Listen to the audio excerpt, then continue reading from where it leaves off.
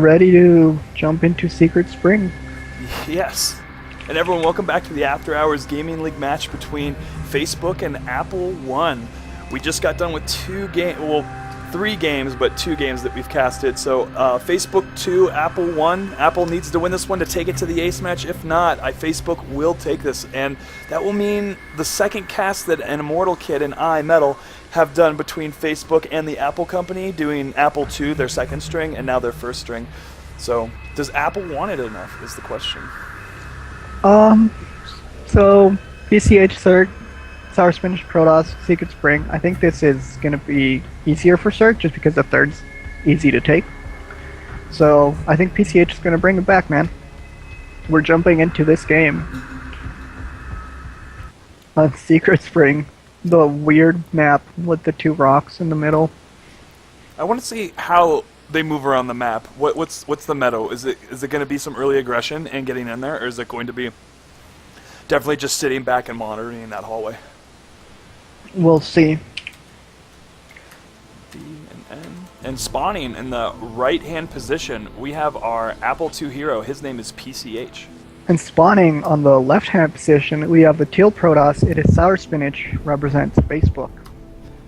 And Sour Spinach is team coordinator for Team Facebook. So, I mean, if he's the leader of all things daddy and managerial, maybe he's also a leader in skill. Maybe he's the better one on the team. Let's see.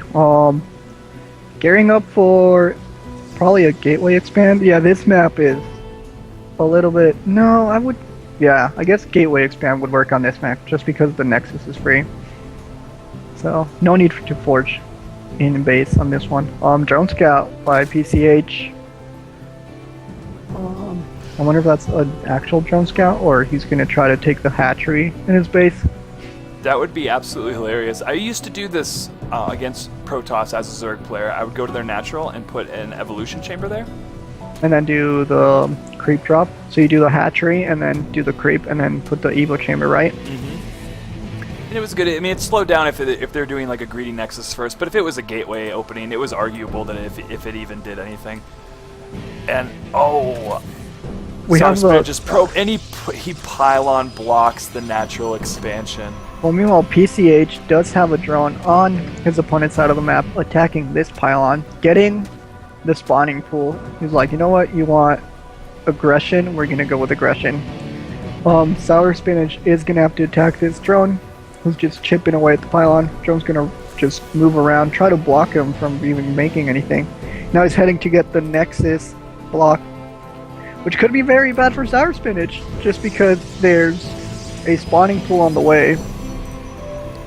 I mean, this is a very risky build right now for our Protoss player, not having the gateway to open up with to get a little bit of safety. And in this, when the pylon goes down for the pylon block on like a 15 hatch, it kind of offsets Zerg in such a big way because your opening is not as solid as you wanted it to be. But when you are going against a Protoss as a Zerg player, you kind of want to get your pool first if you want to play it safe. So you'll have those lings to stop any sort of little bits of annoyances. And we have, the forge is coming down right now to block off that certain area, and I'll also put down a gateway and a cannon.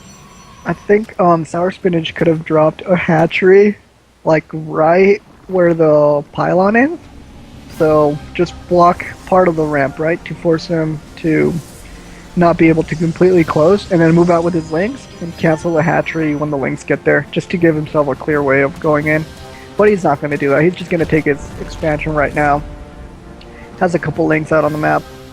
I've always wanted to see more fun play like that, but I feel as a Zerg player, you don't necessarily if you want to do that, you'll do it on ladder as unranked, and you'll try to make something work with it. But I mean, I mostly like to do that with Terran. Like put it in the natural expansion, and then it's micro time, you know. The entry block or the bunker? No, I just like hatchery and their expansion. Yes, hatchery and their expansion. And then you do the spine crawler push. We have PCH coming in with some links, and Spinach barely manages to get the block. Very well done with the probe. Probe is a little bit, outside unprotected. Just gonna move it down the ramp, poke at this lane, run back up, bring it to the cannon. Have the cannon do its dirty work. Wow. Wow, and he's going to let the pylon finish. He doesn't want anything coming up in there. Yeah, he's getting a second cannon over here to block the other side of the ramp. I guess this could give actually PCH a very good, option to just go straight for mutas, right? Sour Spinach doesn't want to come out, but he's not going to come out and just macro up. I would just go for Mutalisks. Yeah, I mean, whenever a Protoss player will completely wall off, I can definitely think that he just wants to macro, so just be even more greedy, get a third base, make sure you do have send an Overlord in there around the 7-minute mark to see what tech he's going or if there's anything going on, but otherwise you can just expect, and actually that's what PCH is doing right now. He's checking the natural, and he has the other Overlord is on its way into the main. Yeah, that's true. Sour Spinach does have 2 gateways. He did have a probe running around PCH's base just to see what was happening. PCH has a couple of options over here. Sending some links. He could get his third, just like you said. He could also get more gas, go to layer Nidus into Sour Spinach space.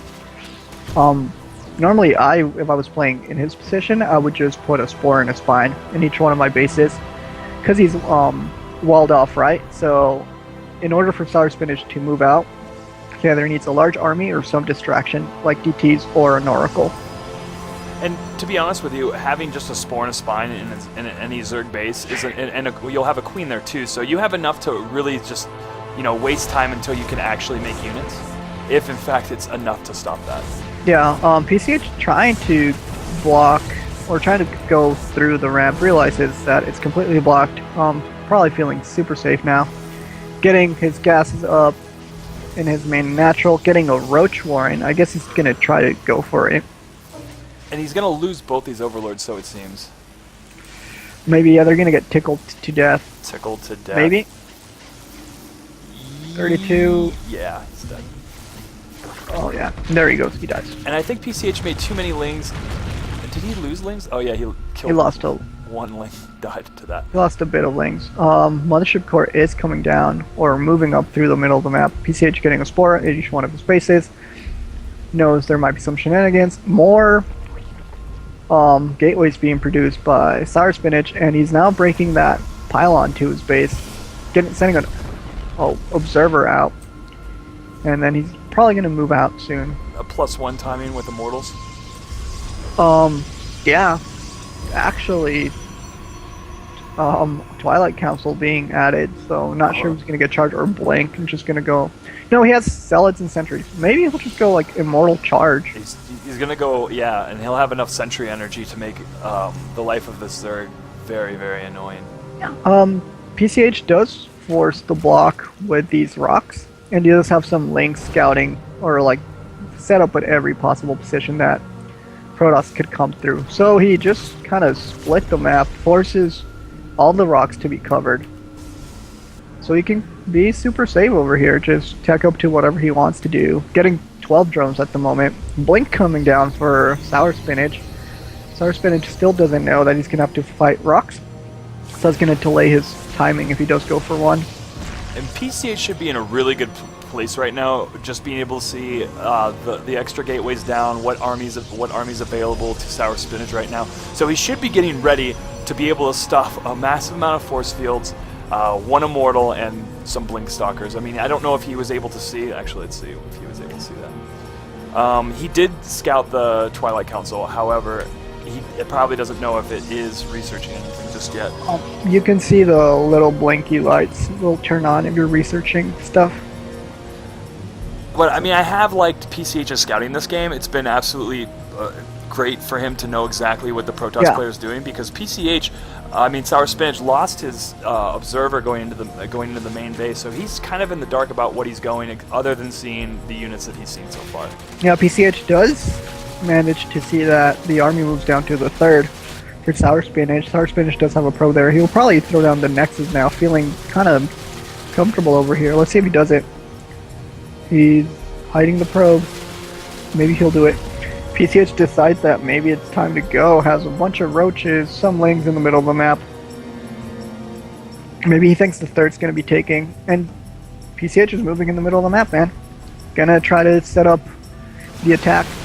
not enough zealots right now. Need a few more zealots, and second immortals into the bunch, which is good.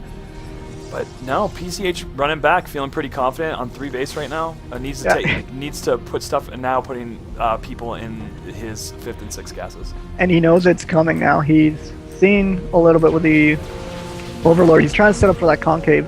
One Zergling gets picked off, and I don't know where the rest of PCH's army is, but he's going to try to fight this.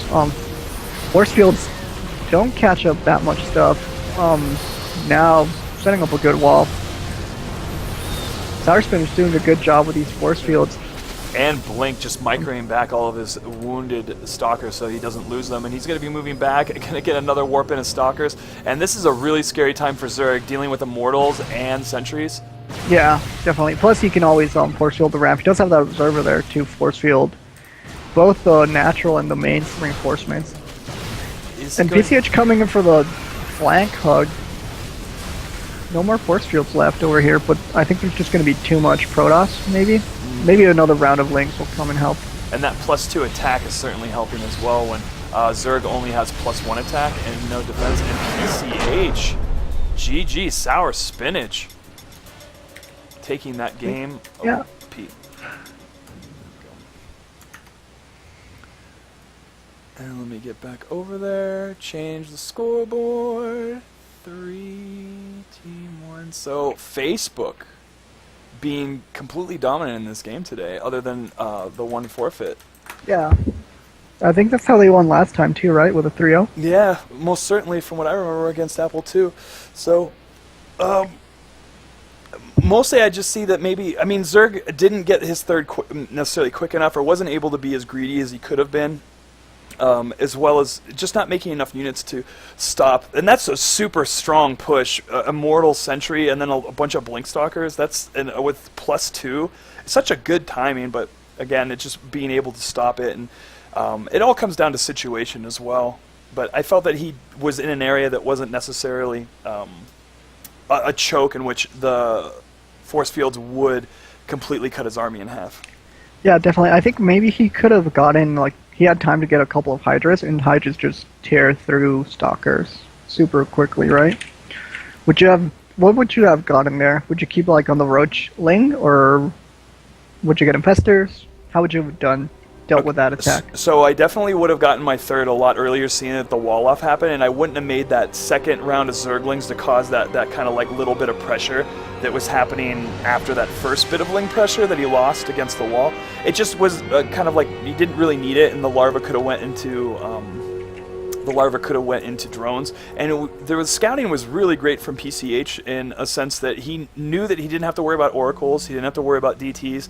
It was going to be a gateway timing push. With immortals. So to just be ready with enough Lings and Roaches. I mean, you could stay just Ling Roach. Getting Hydra would be great. I mean, especially since that was a +2 push, you would have time to, like, with getting that third early and getting Hydras would have been great as well. But again, just a lot of Protoss builds against Zerg, the timing builds with, you know, a +2 attack, you just need to kind of memorize, like, where that player is at, what exactly they're doing, what's their gateway count, and then just be ready for it. And then when it moves out, and even then, even when you're ready for it, depending on the situation, you could lose everything rather quickly and then not have the larva to come back.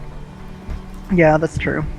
But very well said. Because I've lost to that 100 times. Sentry Immortal all-ins, but that, I mean, this wasn't necessarily an all-in, but I mean, it was just a time. It was just a timing. Well, he did have the probe there for the third, so if he saw, I think he saw how effective his first force fields were, so he knew, like, okay, I can keep pushing this. Because if he saw, like, oh, I only killed half of it, just force field them out and, like, roam back to your base and get a third. No, I definitely agree. But I want to thank everyone for watching this After Hours Gaming League, brought to you by Day 9 TV between Facebook and Apple One. We saw Facebook be a very dominating force today, now bringing they're up to 4-2 now in the League Series, and Apple One is now 3-3. Yeah. Facebook moving up, man. Moving up, just doing it. I mean, definitely a middle-ranked team. We saw that Microsoft and National Instruments last week was probably the hardest teams to face in the After Hours Gaming League. Both of them being in the finals is in season 4, but Microsoft winning season 1, season 3, and season 4 of the After Hours Gaming League StarCraft division. Yeah, that is true. And National Instruments does have a 5-0, right? The only undefeated team so far. Only undefeated team, and I would love to see how they come out today. I don't know who they're facing. I wish the website was a little bit better with that, being able to see past teams like how the CSL website is. Yeah, definitely. But maybe we could suggest that to Day 9. Yeah. Oh, yes. when we talk to him face to face. Yeah. Or in our Skype chat. Yeah. But everybody, thank you very much for tuning in if you have, and if you're catching the VODs, thank you, and have a good rest of your weekend.